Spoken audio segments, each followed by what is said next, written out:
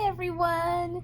I'm in my classroom today. Hope that you all remember your classroom, and today I'm going to be reading to you Flat Stanley. Flat Stanley, this is his original adventure, is by Jeff Brown. Flat Stanley has many adventures. Today is how it all got started.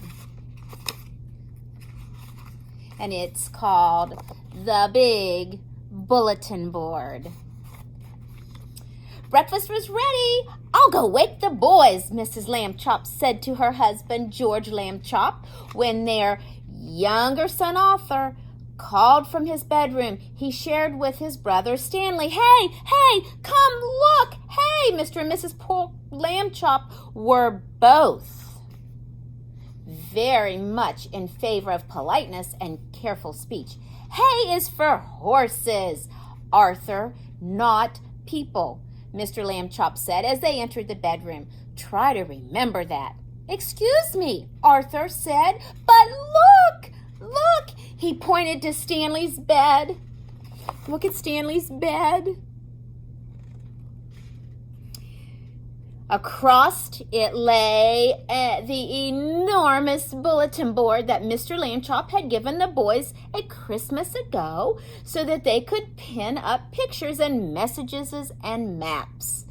It had fallen during the night on top of Stanley. Oh no!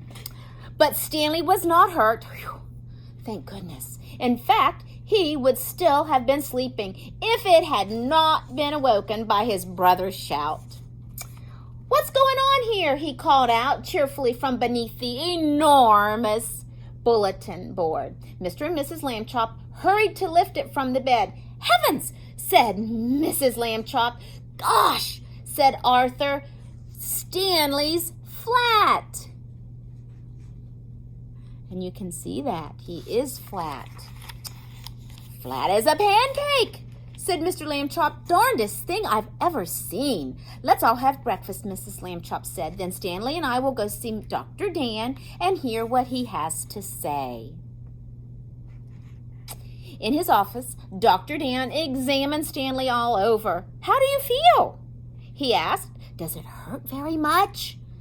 I feel sort of tickly for a while after I got up, Stanley Lambchop said, but I feel fine now.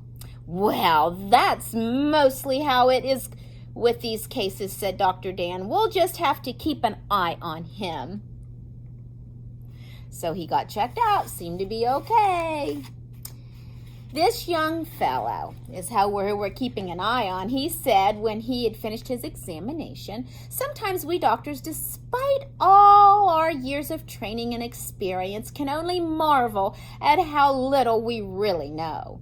Mrs. Lambchop said she thought Stanley's clothes would have to be altered by the tailor now, so Dr. Dan told the nurse to take Stanley's measurements. Look, they're measuring with a yardstick. We have measured in the classroom with bears and blocks and links. Mrs. Lambchop wrote the measurements down. Stanley was 4 feet tall, about a foot wide, and ½ thick. Oh, that's not very big. Remember, he was flattened. And that was the end of the original. That's what happened to Stanley. So Mrs. LeMasters sent all of you in the mail a flat Mrs. LeMasters. So what I would like you to do, you could take her around, or me, flat Mrs. LeMasters, and show her things around your house and take pictures of me with some things around your house, even if you go out shopping, or if you take a trip, or if you do something fun this summer. Take me with you. Take pictures of myself. And then when we get them all back together, you can send it on pictures to my iPhone, to my phone from Mom's phone, to Class DoJo. And I will put a little CD together of our kindergarten adventures with Mrs. LeMasters on this break. Thank you. Bye-bye.